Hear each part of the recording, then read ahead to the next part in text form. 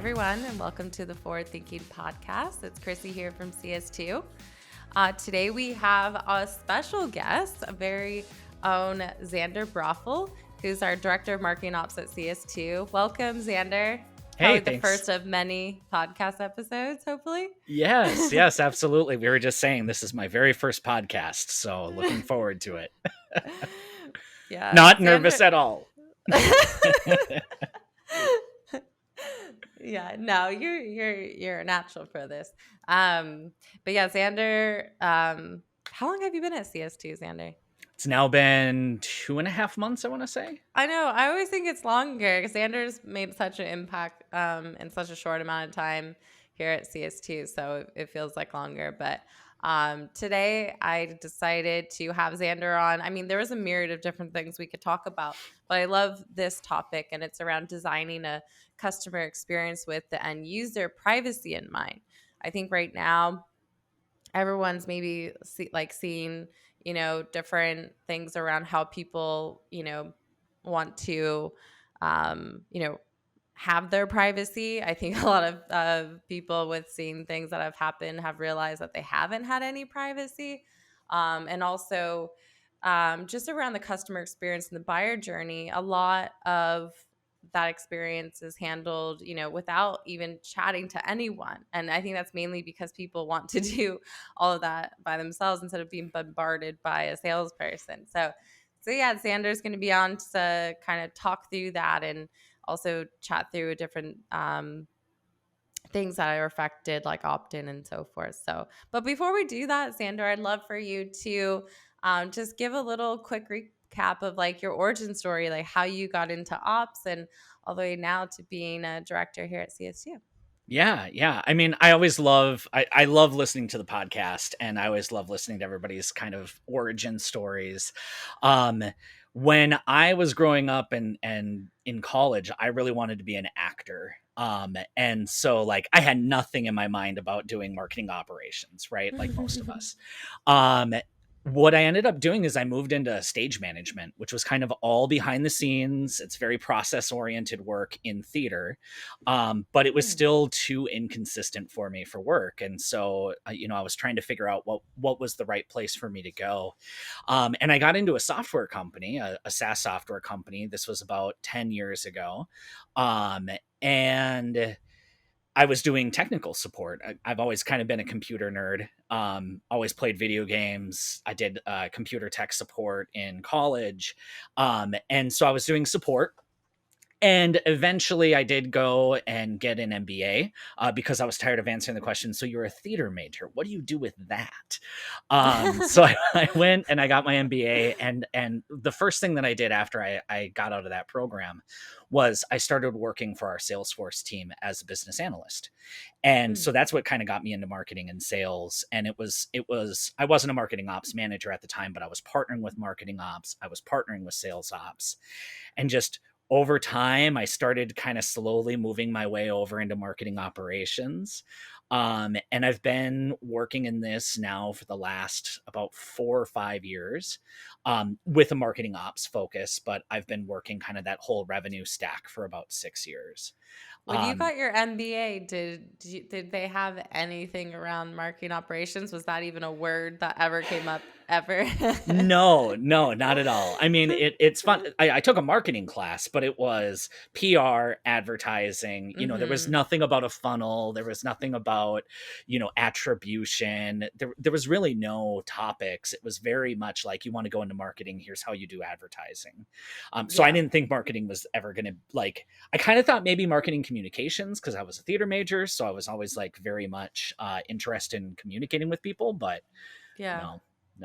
I just wanted to point that out because we talk about it a lot, and that's part of the reason why I think a lot of folks like fall into mobs. But yeah. So then, when did you feel like I know you're at your last role, but what you were kind of managing a lot of the marketing ops, like kind of revenue ops, but how did you kind of fall into basically like becoming a director you are now? But like, what do you think were some of the tips for folks who like want to propel their career, because like you had a very non-traditional path, Yeah. especially your origin, and of course that you got an MBA, but like I said, it's not really giving you the the skills that you need to do mops. But what were some of the things that really helped you? Like, did you have a mentor? Did you do a lot of um I don't know, like shadowing people? What were some of those things that really propelled you? Yeah, I have a few like key moments. When I first wanted to move into the team that we had called it, that was like the Salesforce team. It was more like a business applications team, and there Mhm. was a director position open for it. I had no qualification to interview for a director position, but I knew I wanted to do the work, and I knew that I wanted to meet the team that was doing it. So I applied, and I was totally not qualified for it. So the first thing that I always tell people is you've got to apply for things, even if you don't feel like you're the most qualified for it. Give somebody else the opportunity to say no, but don't put that onto yourself, right? Mm, mhm. And so, through that, they really liked, my mindset and where I wanted to go, but I didn't have the experience. Well, they moved somebody who was a business analyst into the director role internally. So then a business analyst role opened up, and they called me before they even posted it and said, "Are you interested in doing this?" So like if Mm, I hadn't mhm. had that interview, I wouldn't have probably moved into that team. Yeah. And That's so such a it's good kind of story. cool, you know? Yeah. Yeah. Yeah. And then the other thing that I would say is I was always looking for what opportunities existed in the company that I was in. It was a Mm. SaaS software company. I was there for almost 9 years, which is a very long time, I think, for tech SaaS companies. But I had like 8 different roles in that time Yeah. because I was always looking for, is there something that the company needs that I could fulfill? I was never really going to my manager saying, "Hey, I want something more," you tell me what to do. I was keeping my eyes and ears open and trying to figure out where I might be able to provide value to the team. Mhm. Yeah. And I feel like, I mean, obviously served you really well. I mean, you really, like when we were looking for another director, I feel like just overall like your overall understanding of like what needs to be done, but also having the technical, like, you know, knowledge of like, okay, how do we pair the, like what the user wants, what the end user wants, what your internal user, it's like you Yeah. understand like whole every part of it, and then how do we get that into it, a technical setup, and because really like how you do it is part of it, but really like what's going to really scale, what's going to meet the needs of the user and the company is the hard part, and you really understand that. Like I feel like you have a really good way of like having that empathy also for the client and what they're looking for. Yeah. Yeah, definitely. I mean, I think that that's where like having the business analyst background was really useful because I was always trying to gather requirements and really get to like what was really needed for the business. And Hmm. then, I also think that like as a marketing operations leader, it's important that you're working across teams. So you're Hmm. engaging with the finance team to understand what are the company goals to move toward, and it's not just focused on marketing, but we have a unique vantage point of kind of looking at the whole business and figuring out where can marketing fit in. Totally. Well, I feel like that's a good segue into what we're going to talk about, because one thing that I do think that marketing ops folks, I think, really need to like focus on is the customer experience. I've said it like starting last year and into this year, but like really where marketing ops can play a big role is around optimizing the customer experience. And it feels like what that experience looks like and what that buyer journey looks like today is so much different. But also, a lot of marketers or demand gen teams have not really thought about it enough. Like they're really just have these goals and they're trying to meet these goals like MQL, or trying to do these programs that they've done in the past that really like maybe meets 2010s needs, but really not 2022. So we want to chat through that. And I think part of that is also end user privacy in mind. That's what we're talking about. And I think not only from a privacy of tracking, but also maybe even the privacy or expectations of when they're going to be contacted. So can you talk through like what inspired you to want to talk about end user privacy? Like, and why do you think now is the right time? Yeah, yeah. I've always been really passionate about privacy, and I think it's because I wasn't traditionally a marketer. And so Mm. when I started getting into marketing, I started realizing just how much data is out there about us. And I think that for the most part, our buyers are starting to understand that more and more, right? Hmm. When the content or the context is right, I think that we are willing to give up a lot of privacy, but we're even meeting that to its limit, right? You get what we were willing to share on Facebook 10 years ago, I think is much different than what we're willing to share on Facebook today, or at least we're more aware of what that really means. Yeah. Um, and so when you're doing that for every single vendor that you're looking at from a B2B or a B2C perspective, you're thinking about that in mind. If I fill out that form, I know what's going to happen. I'm going to get put into a nurture program. I'm going to probably get a contact from a salesperson, and I'm not yet ready.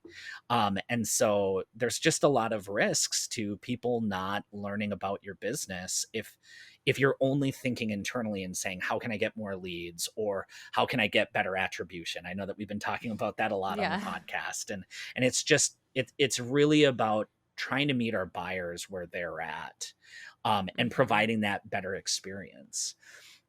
You had mentioned right away, like thinking about the customer journey, and I remember when I was starting in mops, I only thought about my internal customers.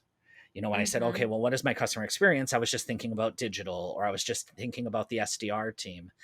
And what one thing that did help to elevate me was to start thinking about our external customers and bringing that to the table, because we can play a little bit of a neutral tone if we're trying to figure out how to meet some goals but still have that right buyer's journey in mind.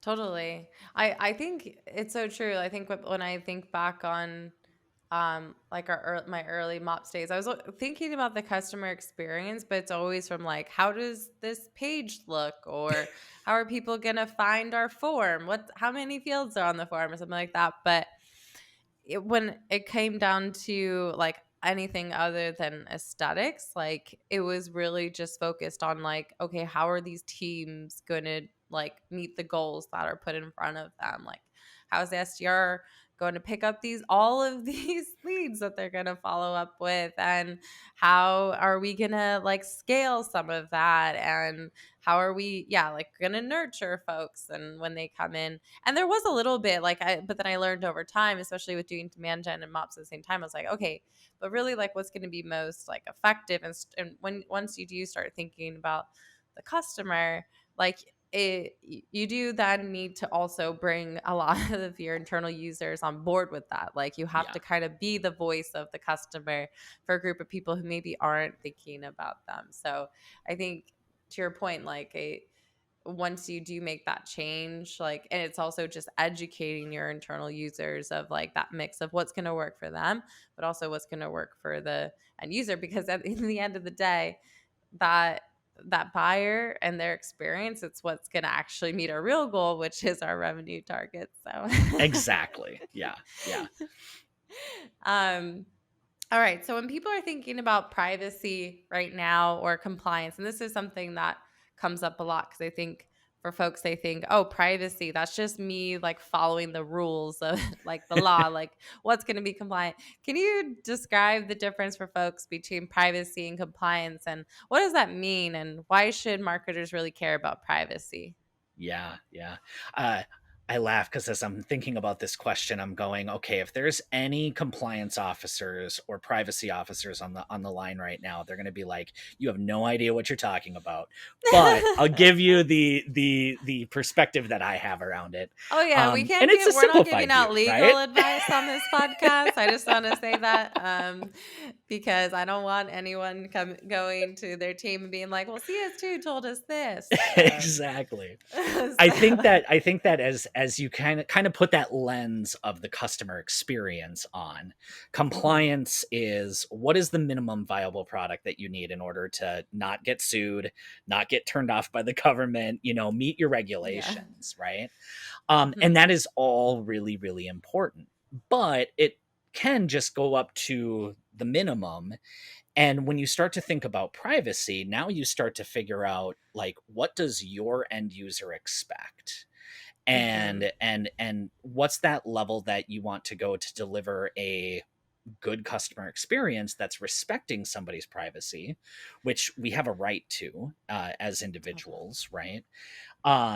And so, you have to make sure that everything that you have is going with compliance. But if we're working on a opt-in project, we're Mhm. not going to immediately go to the legal team and say, okay, legal team, what do we need to do for an opt-in project? We're going to start to think about, what do we want the buyer's journey to be? How do we want this to go? And now work with the legal team to make sure, does this comply with the rules and regulations? So I kind of think of it as privacy as a little bit of a step up in terms of, what's the give and take that we're going to do to ensure that our end users are being respected, from a privacy perspective. Totally. And I think that I like that you said that you're going to design something and then check with the legal team to see if it's going to be compliant. I think a lot of the times folks will do the opposite. They'll just go to legal, and everyone has different legal advice. And we see it at CS2 because we always say, okay, your legal team is probably going to tell you what appetite for risk that you want to take on, Yeah. how you want to do it. But we'll also give them advice on, like, okay, this is a starting point of what we think is doable. But they'll always just like kind of side on, okay, what is legal going to tell us? And then let's design something after that. And I think that when also legal doesn't tell them what they want to hear, or if it maybe feels like it's too limiting, then everyone tries to look for a little you know, ways to go around that. And I think a really good example was I was on a call last week, just overseeing like a project for and talking to a sales development rep for outreach. And they're like, oh, we don't include opt in links, and these are sales emails. And I'm like, oh, okay, Hmm. well, it's coming from a system. And also, like, I do think if you're emailing someone, and you should probably give them an option to opt out. Otherwise, like, they're probably going to mark you as spam. And he's like, "Oh, well, yeah, but they could just respond and like unsubscribe." And I'm like, "Well, I will tell you though that like when people don't see an unsubscribe, like a way to do it, you could do it in a certain way. Like they're probably going to mark you as spam, and that not only affects your emails, like getting to that prospect, but it affects your emails getting to actual real prospects that want to receive your email. So Exactly. it was that aha moment where he's like, "Oh," I'm like, "Oh yeah, I didn't really think of it." But if you have them like think about, okay, what happens if you receive an email that's like that? What do you do? Hmm. Then people really start to think about things a little bit differently. Like I said, like when it's less around like what's kind of status quo or what's going to help them reach their numbers. I'm using quotes there. Then it really is different than when they actually put themselves in the end user's shoes. Exactly. And I think that it is kind of it's such a new thing for an SDR team Yeah, that's now working in outreach. Like, marketing's had years and years and years to figure it out, and it's only been a couple of true. years that people are like actively using those tools. So, Totally. it's a different flex, and because it's coming from an individual, it feels like, well, this is a one-to-one communication. And it's like, but even if you were sending it out one to one, if it's unsolicited, it's unsolicited. Yeah, It's different than, hey, we already have a meeting scheduled. Like, this is now a conversation with two people who know each other. So totally. Totally. So we talked about like opt-in, and I love your suggestion of thinking of it of architecting with the user in mind. But um, what about when we think about designing like a preference center for prospects, like to choose like how they are marketed to you or how their data is used? I think this is a great thing that marketers can have the ability to expand on. And also, instead of just getting a blanketed like, I don't want to like be marketed to from you, like give them the option. But also, I think a lot of folks are realizing, oh, I also want to control how my data is used. yeah. um what are some of your thoughts on that? Like, what do you think is how can marketers maybe expand on that now, just knowing the given the end user's privacy in mind, but also the way that buyers want to interact with marketing and sales? Yeah, absolutely. I think that, preference centers have been around for a long, long time, right? Yeah. Um, but I'm always curious as to how well they are actually executed on. Because most of Yeah. the time when I see preference centers, it's usually okay. I need to scroll down to the bottom to click on subscribe all, right? And Yeah. so in my mind, before you even go to the preference center, think about the content that you're trying to deliver. So Mhm. that way you have a preference center that is designed around useful content. Because in an ideal state, we want people to opt into our marketing, not just implicitly opt in because they filled out a form, right? But we're delivering them value that they're interested in. And I think that all marketers are trying to do that. I presume Mhm. positive intent, that it's not just, hey, request a demo, but we want to provide value, right? So making sure that you have a preference center that's aligned to content streams, I think goes a long way. Setting up your preference center so that way, if you're a multi-product company, that you're really sending product information that's relevant to the needs of the individual. Giving them frequency options. A lot of the times Mhm. people don't necessarily want to opt out of your communication always, but they don't want a weekly email. Maybe they want a monthly email and they just want to Mhm. digest, right? And they're willing to stay on and stay communicated with, but they don't have it as frequent as they used to. So I think that you have content stream, you have frequency stream, and then you have kind of that, like, what is my real buying intent stream that you can implement into a preference center that can go a long way. And then it's making sure that all of your plumbing in your marketing automation system is set up to actually honor that. Because I think that that's where I get a request of, hey, can I build a preference center? That's a very quick thing to do. It's just a landing page with some check boxes. All of the plumbing to make sure that it's honored is what takes most of the work. Yeah. And I think for this kind of goes back to the last comment around like a sales engagement tool in marketing, but I think now marketers also need to think about ways of how to give people the option maybe to opt in or opt out of marketing or sales, like, and not just a blanketed unsubscribe or a blanketed like opt out.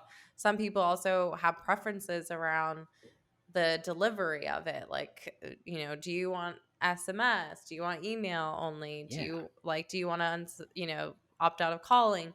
And I think that's really thinking about the end user, because and also I think some people are like, oh yeah, we're going to start doing like to SMS. It's like, well, you should probably get opt-ins first. Like you should probably ask yes, your prospects, do you want to like get a text message, which in B2B like that, like I instantly don't assume getting one. So I think, but people might like it or want it depending on like how you're engaging and what type of content you're delivering. Like you said, yeah, if you have a videos or podcasts or something like that, like I'm sure maybe people would want to text about it, but giving the option first or getting the opt-in first instead of just adding in this new channel and assuming that people can just opt out of it. exactly. I think that another piece of the preference center that I recently had was, it was more B2C focused, but it was an email that said, "Hey, with Father's Day coming up, we're going to send some communications, and we know that that's hard for some people. If you don't want Father's Day communications, Mm. click here to Mm-hmm. opt out." You're not opting out of everything. We just won't send you our specific, Valentine's Day, Mother's Day, Father's Day, things that might not be well received by people. And I'm like, that's going that level beyond that really matters. It shows that organization cared about me, even if it was Totally. just a automated email. But they had enough Totally. forethought and enough empathy to reach out. Yeah. But the other thing that it reminded me of, because you talked about frequency and like the monthly email versus weekly emails, it reminded me, I was just spending the weekend with my twin sister, and she's not in B2B at all, not in marketing at all. And, she talked about email, and she's like, oh, marketing. Like, I get so many emails. Like, why does it always have to be an email every single day or like so often? Like, and I think, I mean, I never really thought about, like, we think about that, but then I was like, okay, B2C, like, oh yeah, you get spam like all the time and you can opt out of that. But she instantly is like, oh yeah, I need to go through and just remove myself from those lists. Um, But to your point, giving people the frequency options is good. But I think Yes. when it comes to B2B too, I think a lot of marketers spend a lot of time spinning their wheels on, we do big email blasts for a new campaign. Then that goes into the nurture. Then you might have newsletters. Then you might, and this, like, on and on and on. Like, that's a lot of work for a lot of email that maybe isn't even wanted anyways, like Yes. that frequency. And so when I love that you mentioned, okay, pair it with your content, and then the what, like, delivery system is going to work for that. And I think you can simplify things and it might actually have a better result. So if you do maybe do a weekly email that's with like new content coming up, that could be an option. And then, hey, yeah, you could turn all of that into a digest and you just send that as like the last email of the month, and that's like your supercharged kind of like newsletter. And then you just know, okay, our nurture, we can take some of that content, roll it into a nurture, but that's your time to just say like, oh, new podcast coming up, new, content, your events, and you can have different versions based on a prospect or customer. But to me, that seems like less work than having 4 emails go out, one for an event, one for a piece of content, one, and you're hitting that person like 4 different times. And at this day and age, I just feel like that's just the wrong way to go about it. Yeah. And email's always thought of as like the very first thing to do, you know? Totally. And Yeah. and it's accessible. We're used to doing it, but yes, I mean, nobody wants to be the thing that's on the newsletter at the bottom, you know? And so Yeah. so if they're trying to, if one of their goals is to get so many people at an event, that is going to conflict. But as a marketing team, you have to come back as a collective unit and say, I mean, ultimately, what is our goal? Is it to get people to the event, or is it to get, more revenue? It's to get more revenue. So we have to have that give and take conversation and figure out, what's the right way. Because if they unsubscribe, that really accessible channel that we had to communicate with that potential buyer is now gone. So Totally. Yeah, you lose your chance anyway. And I think you bring up like, okay, emails like your one channel, and I think a lot of people just lean on it because like, oh, that's an easy channel. You say easy channel because it's true. It is easy when you think to use. It can be mhm, hard to nail down, like we said, to use the right way. But then there's other comms channels that are actually going to be better, especially for your buyers who are unknown. And you got to think about it. There's a lot of buyers that are not in your system. If anything, you have a system full of people that are prospective buyers, maybe people yeah, who are like added, from sales or something like that. But a lot of the people doing those buyer journeys are doing it in places where your content can be sent out in different ways, communities on LinkedIn, different social media channels. If you want to go outside LinkedIn, there's sharing that in your partners like publications, make it just more available on your website, yeah, and making that experience better. So, and consistency is key. And so, like, I just think if you create a user experience that's consistent, but also is in a way where the person just feels like they're being getting value, not like being bombarded, um, it would be a lot better. And I think too, like, when the privacy thing, I think, when your name enters a database, you get email from a company you don't even know, like, that's even another thing where that's where I know my privacy feels like voided at that point. I'm like, how'd you get my information? Why am I getting this email? Instant unsubscribe. yes, exactly. um, All right. So, um, when it comes to privacy, obviously personalization can be a bit hard. So, how do you do things like personalize the experience for the customer and prospect while still giving them privacy? Because there's a lot of data that we have now from certain tools like Sixth Sense and Demand Base and stuff like that, like on the customer, just even when they hit the website. But how do you feel Yeah, like you can do that in the way where it feels like less creepy but more, that can improve the experience? absolutely. I think that there's a couple of different areas. So first of all, let's just start with website, right? Yeah. It's probably the most like obvious way to go about personalization. In general, I would recommend personalizing the buyer's journey.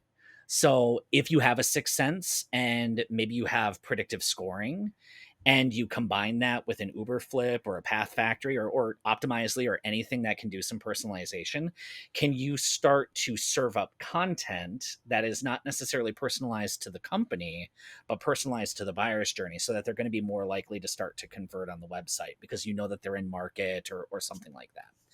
Mm-hmm. So kind of going into that buyer's journey, it would be my first recommendation, Mm-hmm. because you're serving the data like an Amazon is. Amazon's not saying, "Hey Xander, do you want to buy this?" They're just showing me things that I want to buy, right?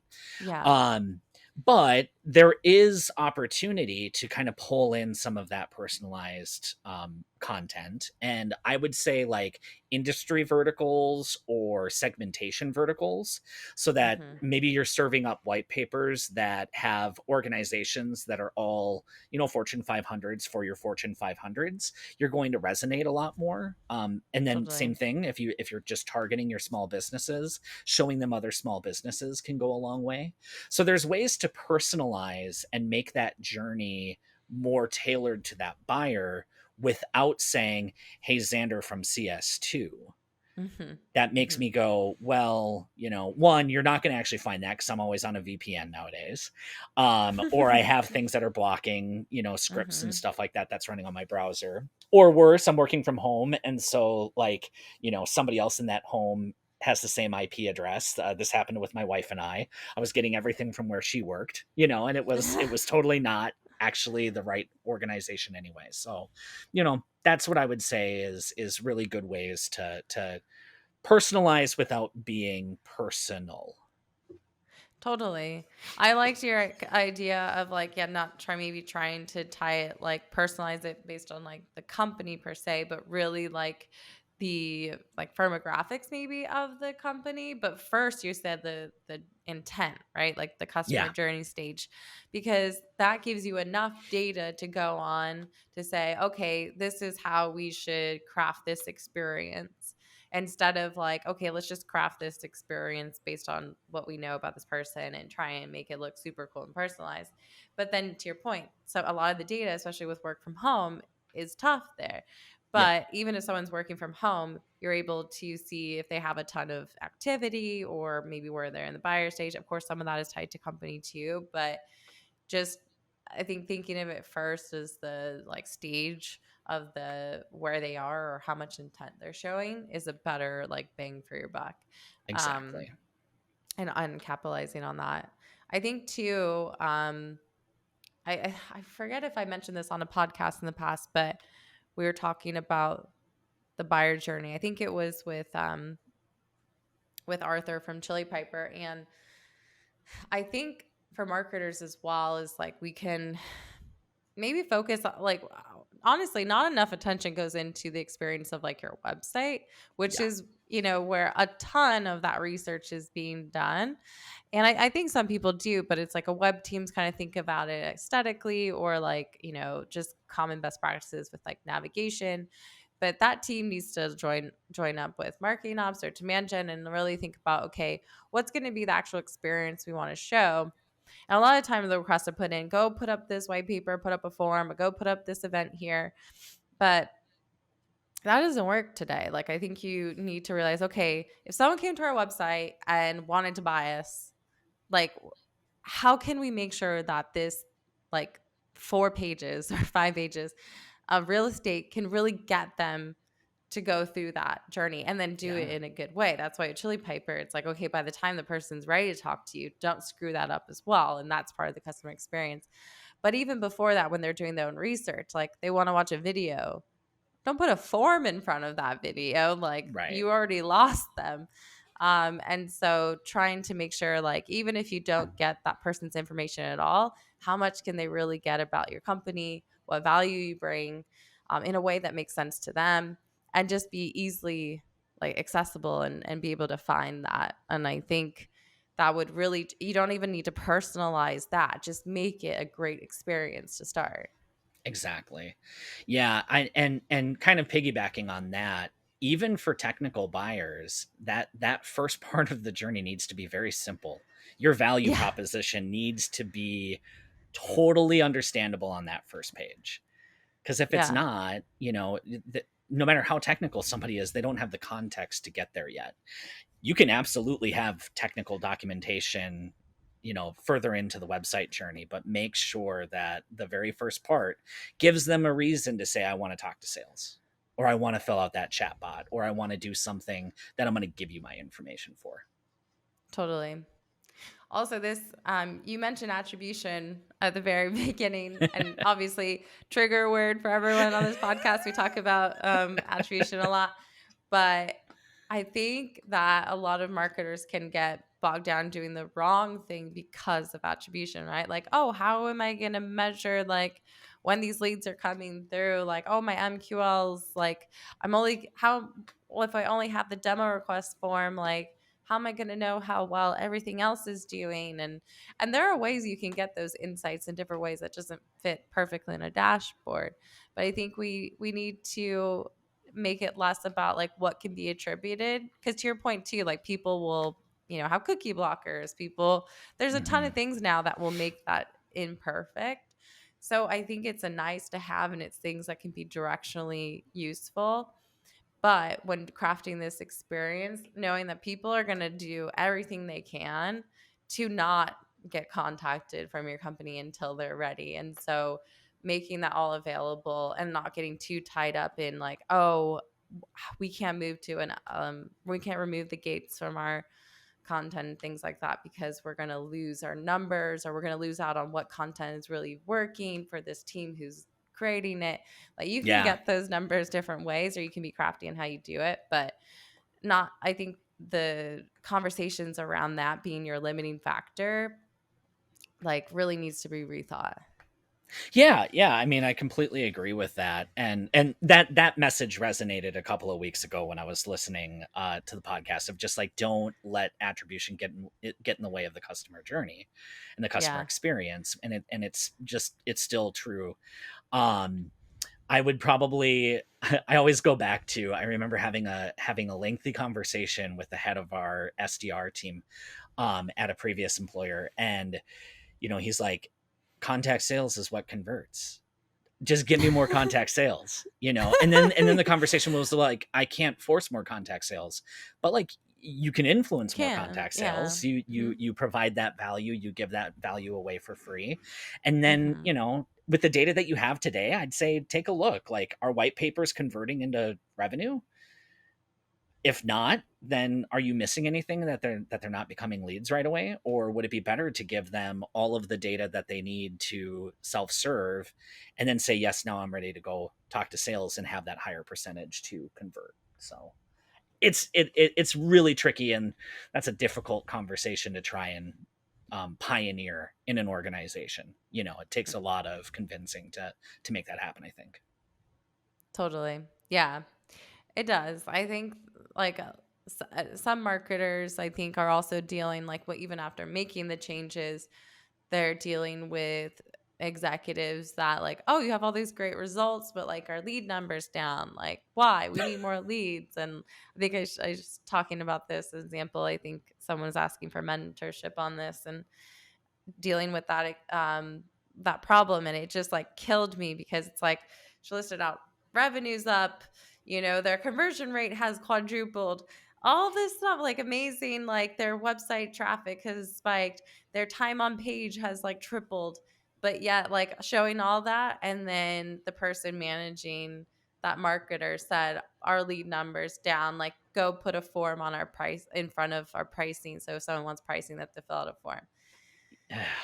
And it just Oh, kind of kills me a little bit because like some marketers trying to do the right thing, trying to do what's best for the buyer, and then it just comes down to we need more leads, and uh, it breaks your it heart. just, yeah, it just breaks my heart.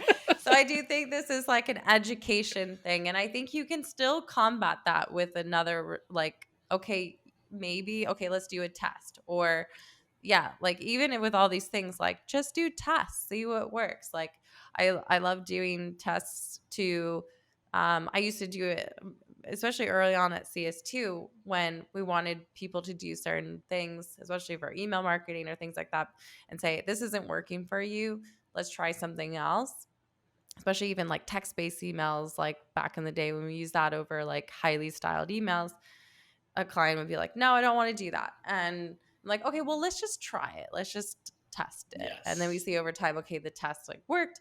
And then people can't really refute with those results. So, but then, so I think for marketers who are maybe feeling, oh, we're going to get this pushback, I think it's always just like education, lead with results, have the data.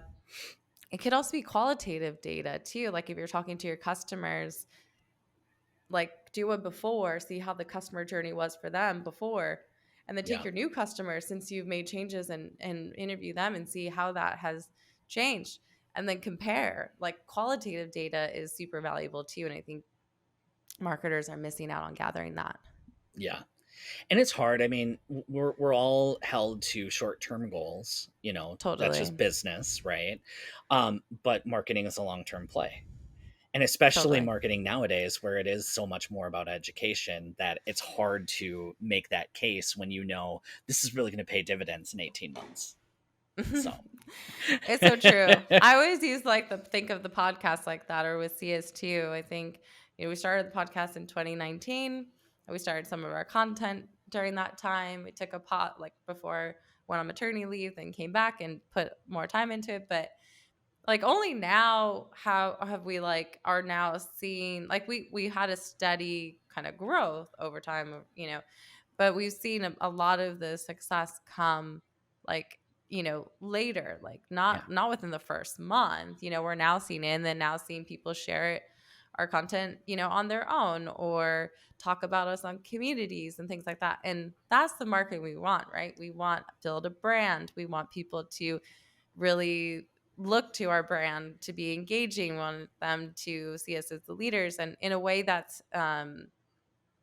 like not forced. It doesn't feel like we're just getting sold to. It feels like we're just garnering like trust. And so, I mean, we sell services, so obviously like that's a bit easier because we're talking about the things that we consult on, but it's not much different if you're selling SaaS. Like if you're talking Right. about the value your content brings, if you're really giving them, like talking to your prospect and giving them insights on how to do their job better, like that's all content that can be delivered. But to your point, it's a long game. Like that's a long, you need to have try and build up your audience, get momentum.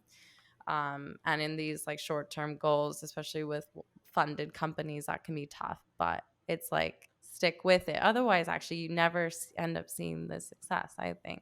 Yes. um Yes, so exactly.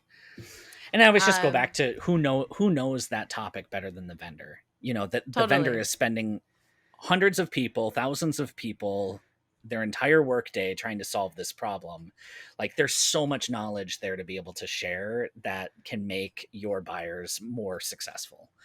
Just Yeah. share that. I just mentioned education, but any final thoughts on like what education you think needs to be done internally to help others understand that we have to be less reliant on like certain data, or being able to track someone or capture them in a certain way in Yeah. order to maintain like end user privacy? Like, because this could be something a marketing ops person could also partner with demand gen to even do a little lunch and learn or something. I think educating and getting people to think about the end user is super important. Like, what do you think would be some tips on there, or some education points that you would suggest?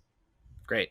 A couple of things. I would start by trying to advocate privacy as a differentiator for you as an organization, right? Mm-hmm. And that might start with the leadership team and just trying to build a culture of embracing privacy and then celebrating that, right? If somebody's opting in, send them an email indicating that they've opted in and that you respect their privacy. That immediately builds trust and rapport with your end user, and you can use that. If your competitors aren't doing it and they're doing research, that's going to be something that's going to potentially stick out. um so really starting that leadership conversation and making sure that there's buy-in to build out privacy. um Educating on the persona. The one thing that I didn't mention that I wanted to was, you have the golden rule of treat everybody how you want to be treated. I always try to go with the platinum rule of treat others how they want to be treated. If I'm a marketer, I'm going to be much more likely to accept other marketing messages than if I'm a security persona, or if I'm a developer persona, or if I'm an HR persona. So it's really like partnering with whatever team is responsible for understanding your personas and really trying to get into their empathy Mhm. of, or empathizing with those people, Yeah. to align with their privacy expectations, and then taking that data and sharing it with the broader team. So all Yeah. of a sudden you're taking something that is going from like, oh, I'm losing the ability to capture more leads potentially, to, oh, I'm going to come forth with a message that's really going to resonate with the persona. And I'm going to do something as simple as just respecting their privacy to set ourselves up, as a differentiator between two different competitors. Yeah, I love that. I think also too, I see this sometimes with marketers who will be successful with a certain strategy at one company, then move on to another company with a totally different buyer, different persona, try and do the same thing, and then wonder like, oh, why is this not working? And it's like it's totally, you need to think about your persona too. I think so many companies do, research on the user of how they can use the tool and what pain points and so forth. And you do need to think about that too when it comes to, okay, our end user, this persona, how do they like to be marketed to? Like how, Yeah. and you can maybe try and do that research yourself, talk to other marketers in the space too. That's a great thing about doing network. Maybe talk to people who aren't your competitor, but like someone working in the space. Have chats with them.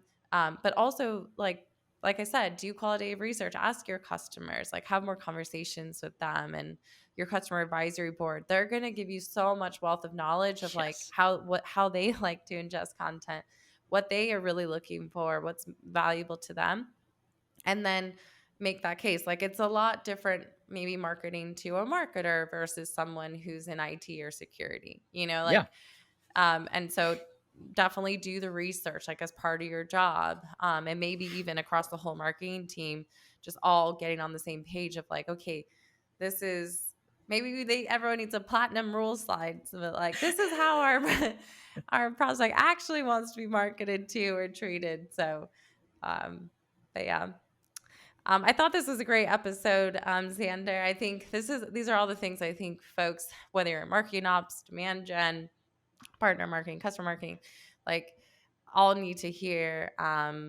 But but yeah, for those of you who don't already follow Xander on LinkedIn, he posts a lot of great content there. So we'll be linking out Xander's LinkedIn profile, so to connect with him and shoot him a note and say hi. I'm sure he's going to want to I would appreciate that. connect with Yeah. you. But yeah, I feel like this is the first of many future podcasts. I'm always awesome to have you talk to you, Xander. I mean, I get the pleasure pretty much every day, but having everyone hear from you and get your insights. So thank you so much for being on the podcast. Thank you so much for having me on. I appreciate it. Awesome. Well, if you enjoyed this episode of Forward Thinking, feel free to share it with your friends and colleagues. And we love getting reviews. So on your podcast player, feel free to write us a review. We really appreciate it. And we'll see you next time on Forward Thinking. Have a good one.